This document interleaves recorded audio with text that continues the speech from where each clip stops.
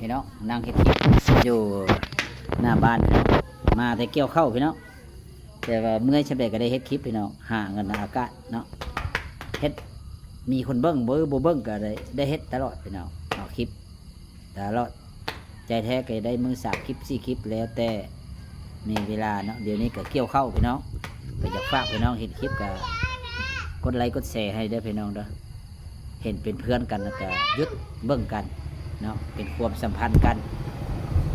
นั่งอยู่หน้าบ้านกับพี่ลึกพี่น้องยุงเนาะยุงหลายพี่น้องประเทศลาวก็ได้ประเทศใดก็สิยุงหลายคือกัน ยุงหลาย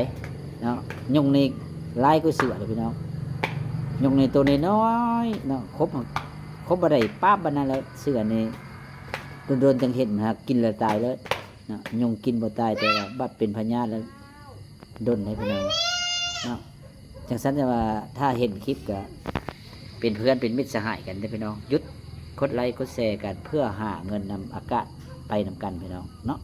ถ้าไผมักกะเฮ็ดพี่น้องไผบ่มักกะบ่เป็นหยังเลื่อนไปนะพี่น้องเด้ออย่าไปซีเรียสอย่าไปปล่อยไปได้เดียวว่ามักไผคือมีน้องสาวผู้นึงเนาะคนก็อยู่เมืองลาวแล้วถ้าว่าผู้ใดบ่มักก็เลื่อนไปลาวก็แม่ความลาวเนาะอยู่บ้านตะแคนี่แหละถ้าว่าไผมักกะเฮ็ดเรื่องการมักไผมักมันพี่น้องแต่ว่าพี่น้องอยากรับจ้างรับใบก็ไปพี่น้องอยากมาสร้างคลิปที่ว่าโอ้ยบางคนบ่เบิ่งเว้าบ่เป็นเบิ่งบ่เบิ่งก็ต้องเฮ็ดพี่น้องอย่างน้อยก็มีผู้เบิ่งพี่น้องเนาะฝากเด้อพี่น้องเด้อถ้าว่าเห็นก็กดไลค์กดแชร์พี่น้อง